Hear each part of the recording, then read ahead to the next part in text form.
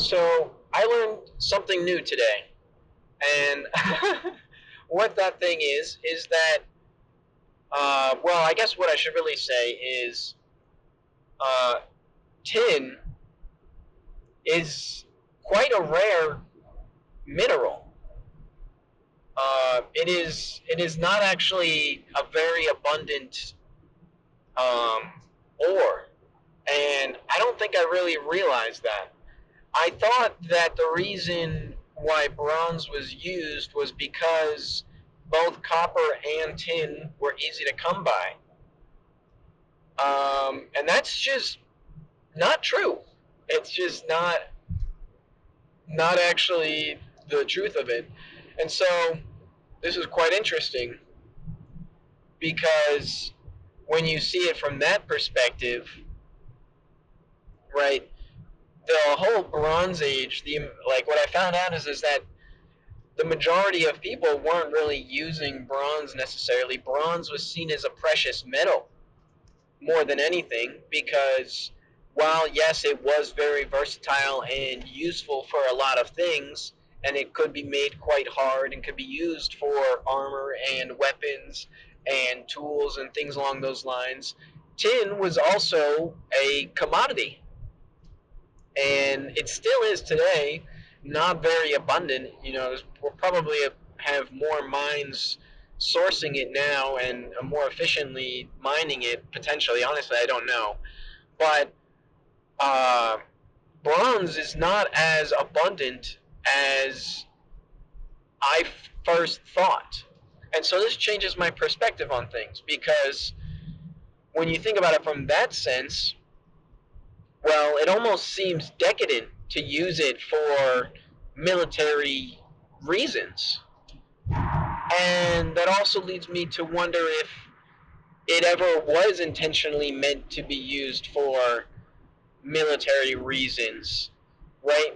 If this is such a if this is a precious metal, right? If this is a rare commodity, was it actually originally sourced for decadent reasons, for jewelry, for you know statues and things along these lines. But then these this jewelry and all of these things were then melted down and recast into weapons, and um, that's what led to armies utilizing bronze. Because if you think about it, it doesn't really make sense. It doesn't really make sense to arm your entire army with bronze weapons if bronze is such a hard thing to come by, right? It makes a lot more sense to use materials that are easier to come by. And yes, bronze can make quite a hard material, but um, you know, I just I feel like I don't. It had to have been crazy expensive, extremely decadent to outfit your army in bronze because of how rare tin was. So, with that in mind, it really changes my whole perspective on the end of the Bronze Age and the transition into iron tools and weapons.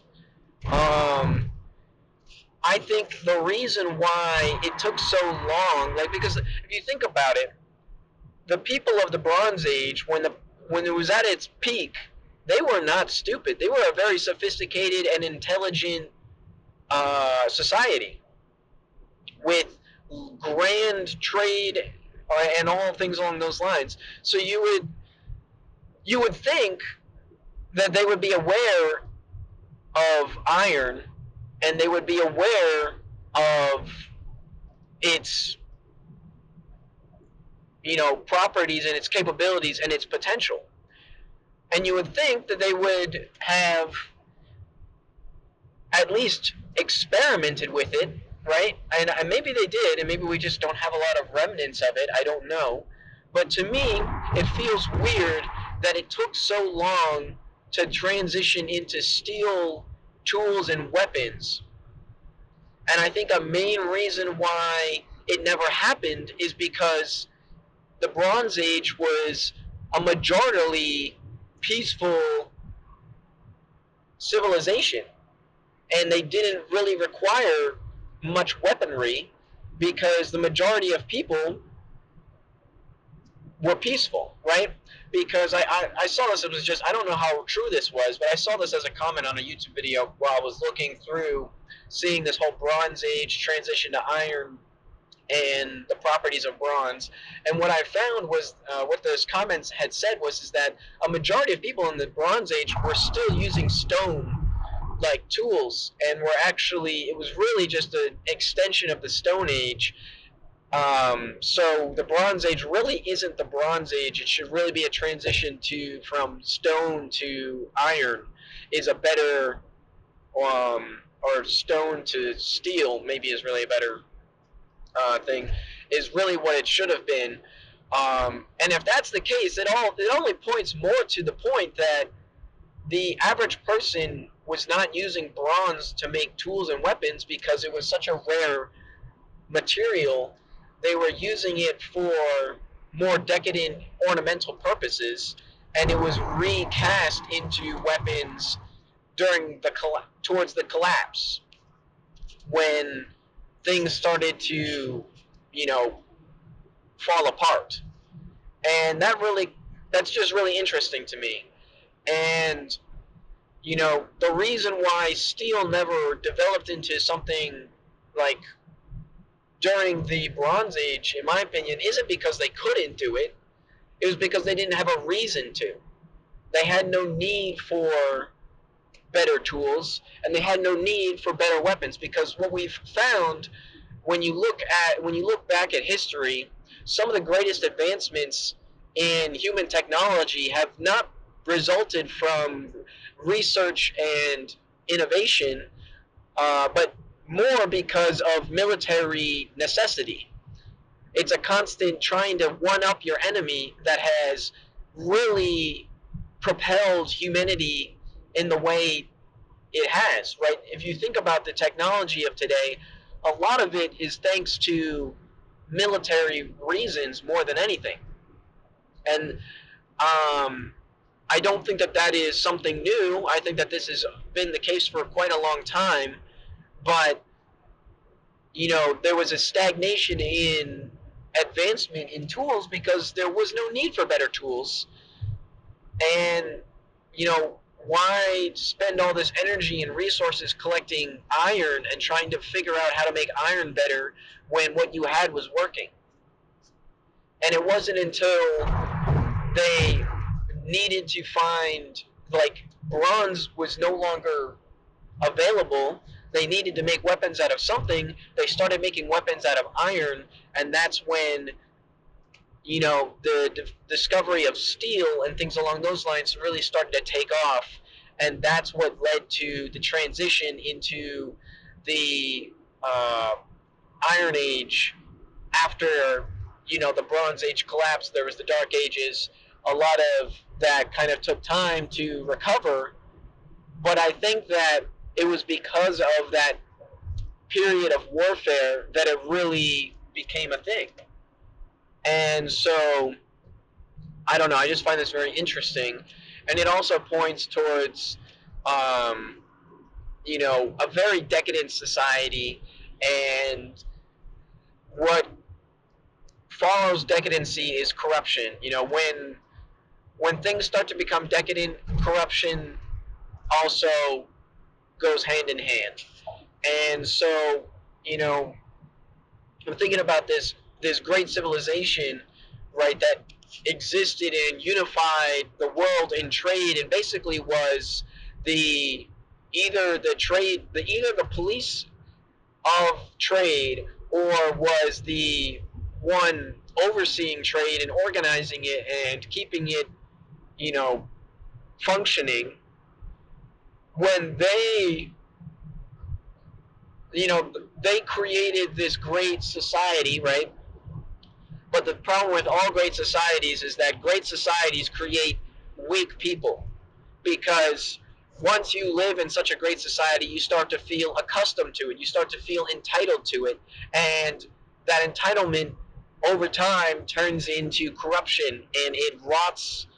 It's almost like a strong metal like steel rusts if it's not properly taken care of. If you don't properly oil it and clean it and keep it well maintained, it will rust and it will decay and it will fall apart. And so it's the same thing with a civilization. If you don't take care of the rust, and if you don't stop it before it gets a chance to form, or as it forms, you don't remove it, it just gets worse and worse. And at some point, it's too late, to fix it. It's been destroyed. And um, a similarity with iron is once it rusts, like you're not gonna necessarily melt that down and recast it. There's a whole process that goes into that.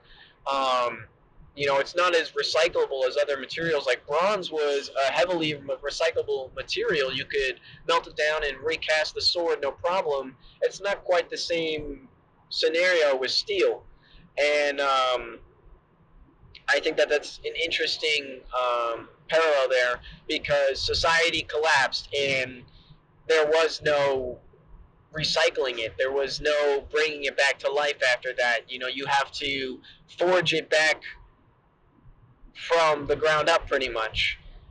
You got to melt it down and recast it and forge it and hammer it and do all that stuff all over again. And so now we're at the same point, right? We've got a nice honed blade that's been um, sitting on the mantle or something for so many years now, and it's starting to rust because no one's taking care of it, right? Because when are we going to need the sword, right? Like, we don't need the sword. We'll just let it hang there. It looks pretty.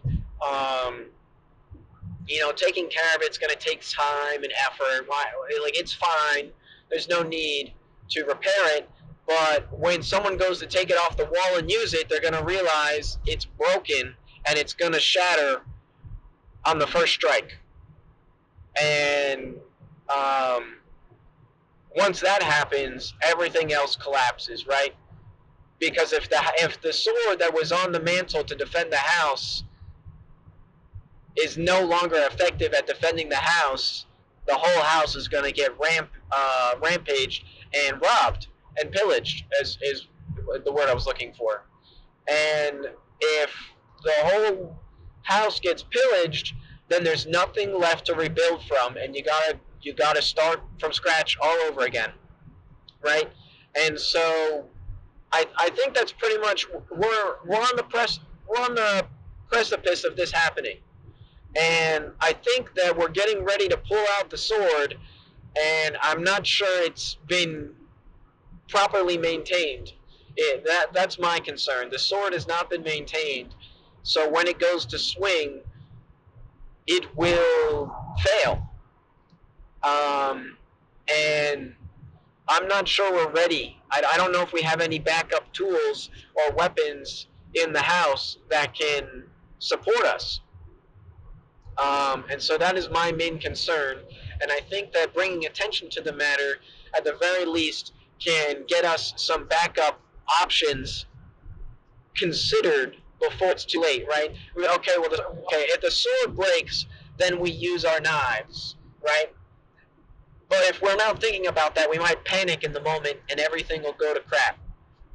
So I think that the best thing we can do is first think about secondary options, and then secondly, inspect the sword. And if we can't repair it, then we got to make a new one, right? Um, and in the meantime, while we're crafting that, we make as many as many weapons as possible, as many defensive tools as possible to prepare ourselves for any attack. And there's not enough people aware of the danger we're in, because everyone is so used to the peace and calm of the house, and they're not ready for the robbers to attack. But they've been camped outside for some time now, and I think they're getting ready to strike. So we really don't have a lot of time left. But it's something to be aware of. So I just wanted to say that, and I feel like I kind of got off track from what I was initially talking about. But I initially kind of pictured this great society that was unifying everything as wise, and I said this in a previous talk that just because they're wise doesn't mean that everyone is wise, but it really just goes to show that over time things really do decay if not maintained. And over time, people start to not really understand what the point of the maintenance is. Why am I going to bother with this maintenance? It'll be fine. And then it fails, and they don't understand what happened. And what I think is initially I was kind of putting this society on a pedestal, but the reality is what I think happened is that I'm pretty sure that this was a female-oriented society based off of just where the world went afterwards, right? So this female-oriented society started off as a bunch of wise people, but over time decayed into arrogance and folly, and women saw themselves as superior rather than equals.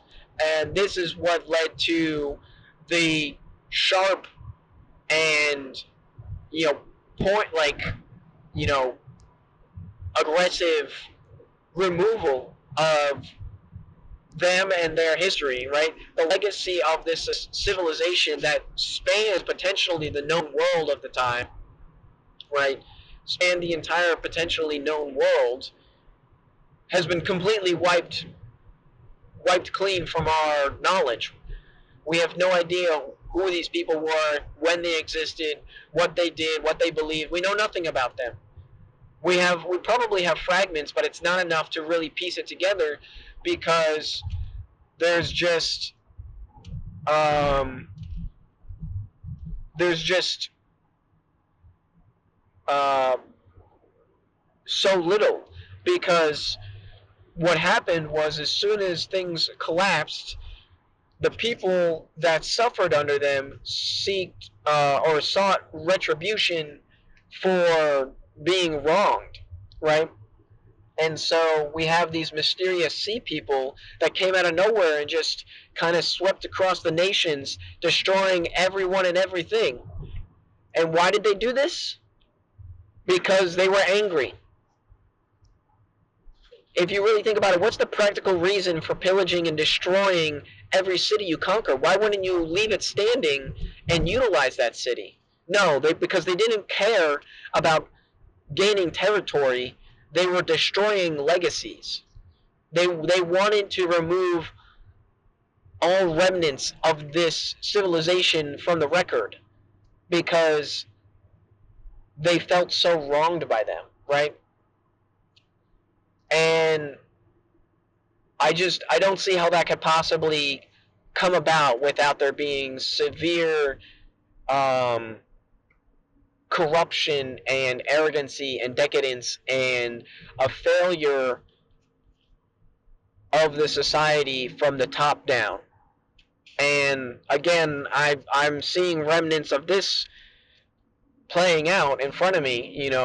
I'm in a world, and I'm sitting here, and I'm looking at the world, and I'm going, where do I see myself in 10 years? I don't, and the answer is I genuinely don't know, right? I do not expect to have a retirement in the sense that the person that the average retiree of today has. I don't see it happening. I don't see a world where things can continue on as they are, like nothing's wrong. Everyone knows something's wrong. The only reason why nothing's happened is because everyone's irrational, right? If everyone else keeps acting like things are fine, then things are fine. But at a certain point, you can no longer pretend. You can no longer act because you're not fine. And I see this playing out. and I'm not necessarily afraid, but I am concerned about what comes next, right? Because I think that we are at a transitional point where things could change for the better, but they could also change for the worse. And uh, the only way to make it change for the better is to get ahead of it and, you know, start taking action. But, um, I can't do it alone. And so this kind of went all over the place and pulled in a bunch of things. But the answer is I can't do this alone. So, we're going to have to work together to, make it out of this A-OK. So, yeah. Anyway, peace out.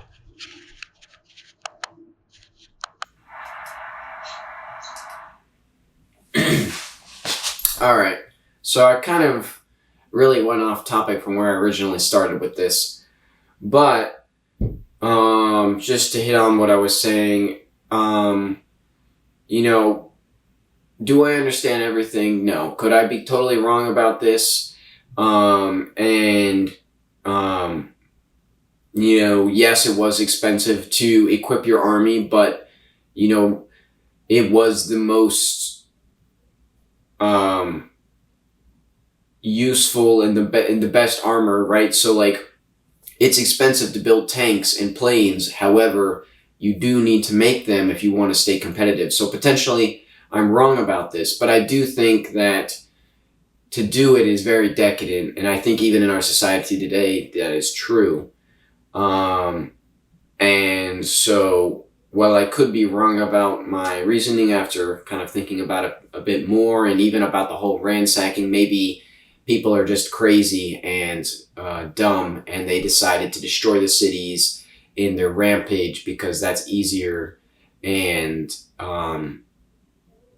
I guess more satisfying to destroy the city rather than to use it for its potential, benefits, right? But I don't know. It's hard to say. So take it with a grain of salt. But I do think that there might be some justification to what I was trying to say. So, yeah. Peace out.